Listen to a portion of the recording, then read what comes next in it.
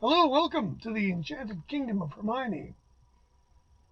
And I'm your host for today, Lord Chamberlain of the Enchanted Kingdom. Zip Gun, we're up here in the turret of pleasure, as is the norm, listening to today's thrift store finds. Some of which are, of course, fascinating, some of which tell a story. Not too many today, but we'll go through them. It's fun. And this is, again, I'm finding this these were, again, at my favorite, 35 cents a disc. Thrift store. And this is the place I'll think I won't go. Oh, what the hell, I guess I'll go. Every time. Today, Pride of Place goes to Cannibalism on CD. 35 cents, ladies and gentlemen. Is this a good CD? It's fucking great. I am not the biggest Can devotee, but I really have never run into anything of theirs I haven't liked. And I just played this whole thing through, and it's delightful. And they selected this as it's a best of from the albums up to Soon Over Babaluma, 1974. And it's really great. It's concise. It's all really good. Malcolm Mooney's vocals on You Do Right are amongst the funniest things I've ever heard, even though the rest of the song is pretty cool. But they're, Can are now super hip. Back when they were occurring, when I was a kid, I didn't get them. And I still sort of don't get them, but 35 cents, there you go. So that's number one. Number two, I haven't played this yet, but it's on EMI Hemisphere, their world music label. And this is Scotland, folk in hell. There's a guy on the cover jumping in the air wearing a kilt, playing a Fender Mustang. How could this be bad? Fiery new music from Scotland.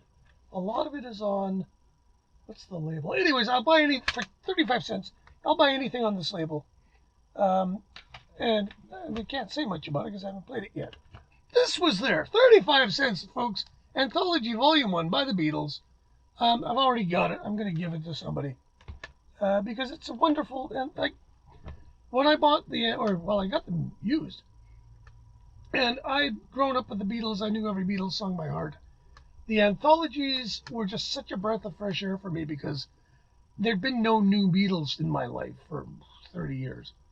And I really enjoyed them. And I still think the Beatles are the best pop group ever, so what's not to like? They could do almost anything. Another one of these crazy things, this time on RCA. Now, there's these ridiculous compilations. Capitol did a pile of these. The Ultra Lounge series they did. And they sold like crazy. 300,000 sales. And so I'm going to guess this is roughly the same era. What year is it? 1995. Yeah. This is Space Age Pop. The Stereo Action Dimension, it says. Now, this is all big band kind of pop music. The Guitars Unlimited plus 7, the Three Sons, Marty Gold and his orchestra, Esquivel and his orchestra. Now, this is not as good as the Capitol Lounge stuff, but it's probably, I haven't played this yet. It promises to be very stereo, so we'll see about that. That should be fun. This was 35 cents. Again, I'm just going to give this to somebody.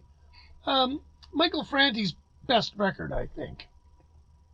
He sounds an awful lot like Chuck D, the Disposable Heroes of Hypocrisy, who theoretically, at least on this recording, were him and Rono Tse, who played things like Power Tools and stuff. This is a great early hip-hop record, really terrific lyrics, great message. He formed a band called Spearhead that, astonishingly, I just couldn't stand them. I actually walked out on them once at a gig. I don't know why, but he upped it a notch and it became too much. This record is really almost his best moment.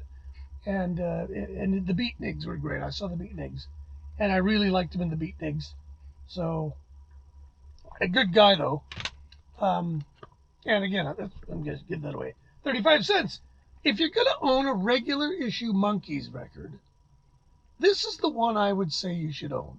And the reason is it's got a bunch of pretty good songs. It's got a hit, I'm a Believer. It's got a super stupid song called Your Auntie Griselda on it. It's got two excellent Mike Naismith songs, maybe his best songs. And, it's got a couple of She Is Okay. It's a really good example of what the Monkees sounded like as a recording group. And they were more TV phenomenon than recording group. But they did sell some records. They did have a few hits. Not gigantic hits. There's no Beatlemania type thing here. But I thought I'd buy it. It's on Arista, which is interesting. I didn't know Arista had the rights to these records. 1987. Digital remaster. It is remastered. Who knows when? Okay. I'm a sucker for this stuff. Immortal Series. From India. We have, I don't even know what the guy is going to play on this. Oh, he's a flute. Well, I would call it a flute. Pakawaj. Pakawa. Accompaniment by somebody, I'm assuming, on a tabla. And then there is Nikhil Banerjee on sitar, recorded in 1970. That one. And then, what does it say? The Super Cassettes Industries. So this is kind of neat. So I'll bet these are cool. I'll bet they're pretty genuine. Then we got, or we have, I should say, Giants of the Big Band era. Duke Ellington, Duke Ellington, Duke Ellington, Duke Ellington, Duke Ellington, Duke Ellington. Okay, any Duke Ellington CD is worth 35 cents.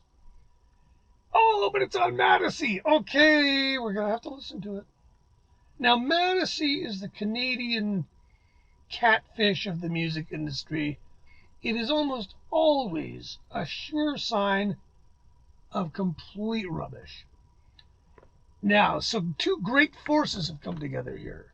Duke Ellington, who's never bad, and Madison, who I don't think I have a single Madison CD in this entire tower of pleasure.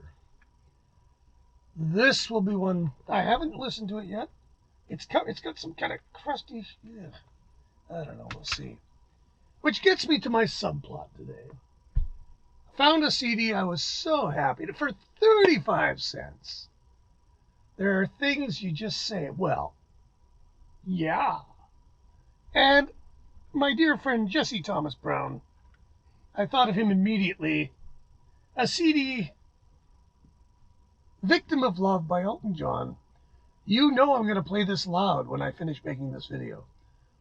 This CD is something of a misbegotten entry in Elton's discography. He was doing a lot of cocaine. I would be willing to bet even money that he doesn't remember a whole lot about making this record.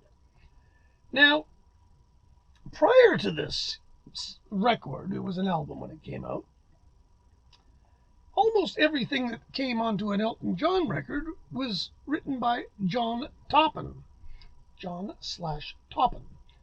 And then, I think maybe, didn't he, Toppin, did Bernie leave? Or, at any rate, things deteriorated to the point where it was decided by whomever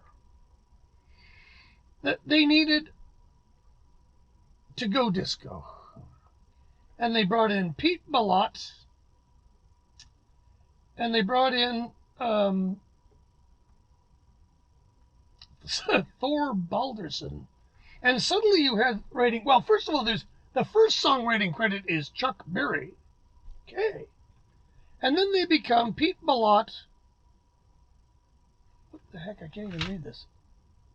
Stefan Visnet and Gunter Moll. Pete Bellotte, Jeff Bastow.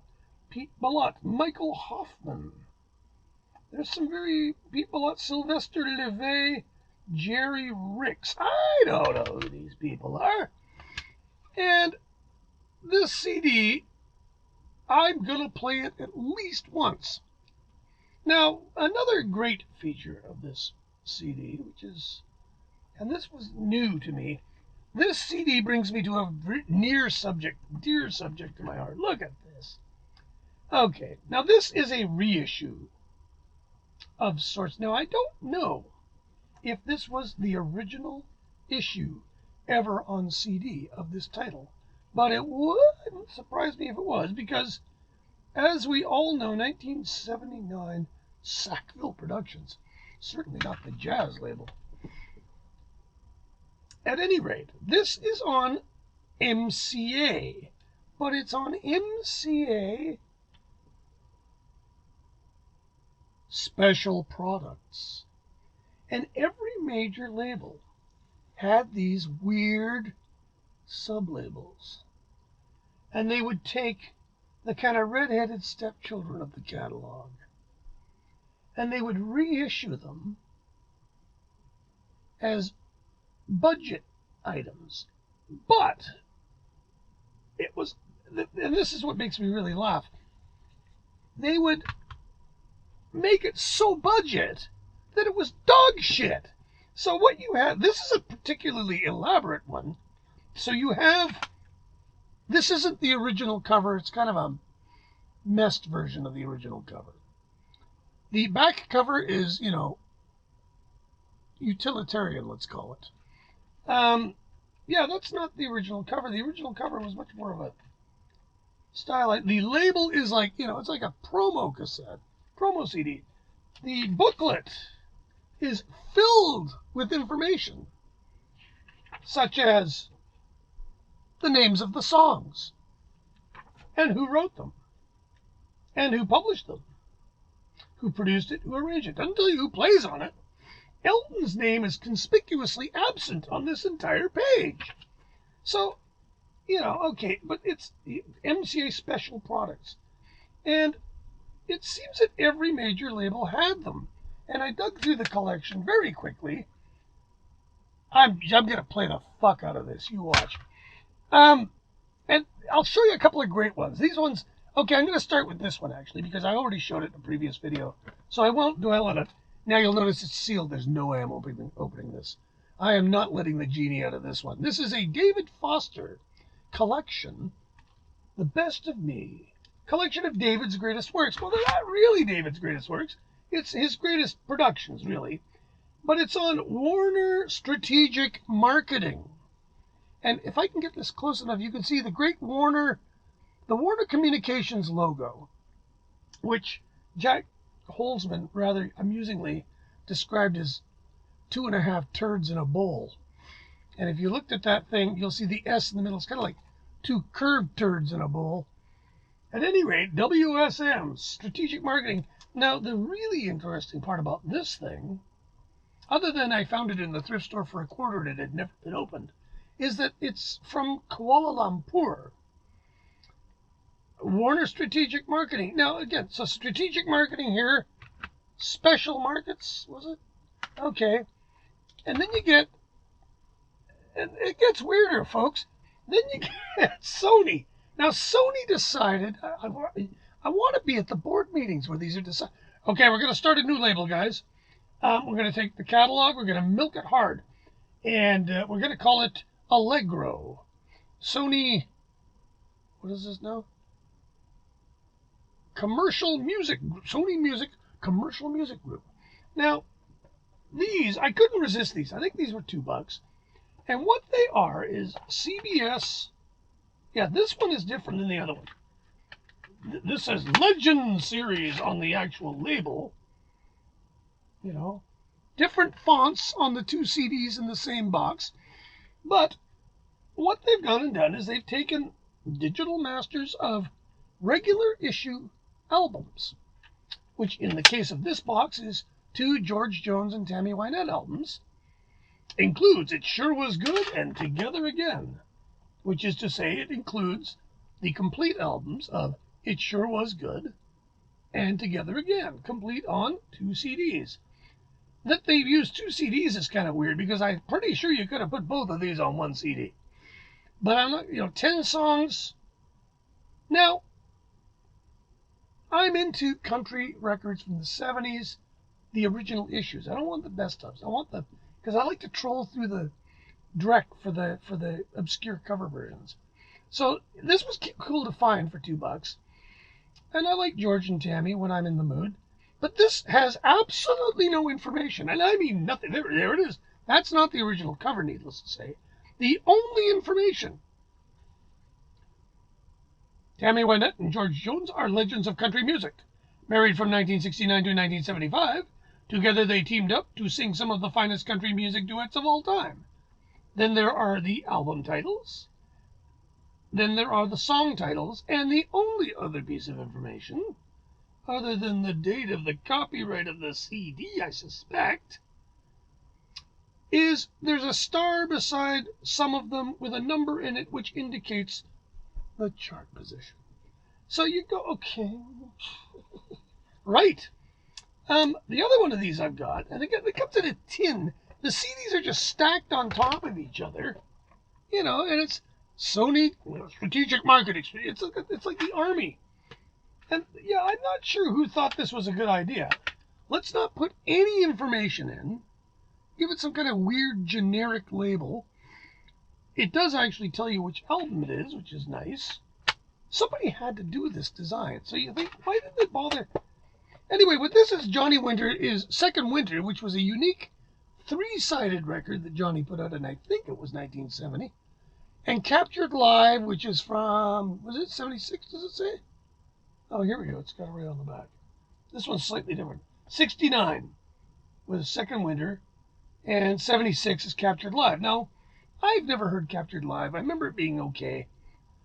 It's, I think, maybe his last or second last Blue Sky album. Now, Johnny Winter's never made a bad record, so this is going to be worth $2. And Second Winter was pretty good. It was the album after, or it was the album before Johnny Winter and, I believe. And it was the album after just the title, self-titled Johnny Winter. So it's actually really solid. It's a great Highway 61. I Love Everybody is a great song. I Hate Everybody is another great song. But it's in a tin, which, you put it in the, anyway. Somebody made this decision. I got an idea, Herb. If we put it in a tin,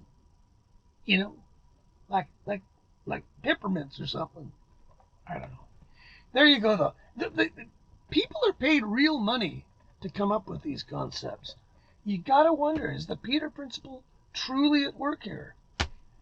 The one that really triggered this was the Empress found this in the thrift store and, like many unfortunates, was tricked by the word funk in this one. Now this, I'm keeping this because this is probably the worst record ever made. CD. The worst CD ever made. And I'm going to tell you why this is the worst CD ever made. First of all, it's Grand Funk, who are fucking terrible. I mean, I don't care what kind of nostalgic feeling you get when you hear We're an American Band, but they're just fucking awful. And when they were trying to be hard rock, they were just fucking terrible. The worst live album ever made is their live album. I'm sticking by that. I wish I had a copy. I tried to show it once, and I couldn't find my copy. Maybe I threw it away. Now, the bonus about this is, needless to say, now this is really, truly expedient marketing. This is on Capital Special Markets, but it's on SEMA. SEMA what? SEMA, CEMA, Special Markets via EMI Music Canada. So this was made in fucking Canada. Copyright 73, 74, 75, Capitol Records Incorporated, PC 1993 SEMA Special Markets. Now, that's it for information, folks. There are the song titles, which, if I look at this the right way, out of these 10 songs that are the absolute cream of Grand Funk and/or Grand Funk Railroad, whichever you choose, 3 of the 10 are cover versions. Anyways, you want to see the great information that comes with this? That, my friends, is it. Now, I wonder why they bothered for the red, because that would have cost money. At any rate, this is possibly the most expedient money grab, unbelievably slovenly done. I mean, in a half an hour, you could have come up with something to put on this, or something to put on the label. Written by whomever. There are no writing credits. There are no band credits. There's nothing. There's nothing here, and you wonder, when did this come out? 1993. So okay, Grand Funk. In 1993, weren't they fucking stone dead in the water? And where would you sell this piece of crap? Well, I got a truck stop? Oh, look, I got a new car, I got a new CD player in the truck, and they got the best of Grand Funk. Jeez, it doesn't have Heartbreaker on it. Where's TNUC? I used to love TNUC. Yeah, no, this is the Time Machine. Closer to Home, their first hit, the grandiose, and actually probably their best song. Mean Mistreater, Feeling All Right, Gimme Shelter, which is terrible. We're an American Band, which I can't really stand. Walk Like a Man, that's actually another cover, isn't it? That's 4 out of 10. The Locomotion, which was ridiculously a hit for them, but it's okay. Shining On, which is terrible. Bad Time, which I don't remember at all. And there you have it. And I'm trying to think what they haven't put on. And it dawned on me that I can't think of anything. Please Don't Worry from the second album, but that was only famous because it was on the Spirit of Capital. This is just bad. This is absolutely the bottom of the corporate slime bag. I would love to know, A, this is made in Canada. I'd love to know how many of these they sold. B, I would love to know how much money this made Mark Farner, who, if I remember correctly, wrote the vast majority of these songs, and who I think rather unwisely signed away his publishing to Terry Knight. There's some interviews with Mark Farner on YouTube that are instructive. None of which changes the fact that none of the music he ever made moved me a millimeter. It's stereotypical shit, hard rock, American style. It's god awful. And this is as god awful a presentation as you could ever want for music as god awful as this. So there you go. I'm gonna fucking keep it just to document its passing. Thanks for watching, and don't forget to subscribe and hit the notification button, and we'll get back at you with some more cool stuff later. Consign this rubbish to the dustbin. Take care of each other. We're getting there. I'm getting my shot in a couple of weeks, so hopefully everybody can get theirs and we'll be done with this damn thing. Take care, and we'll talk to you later.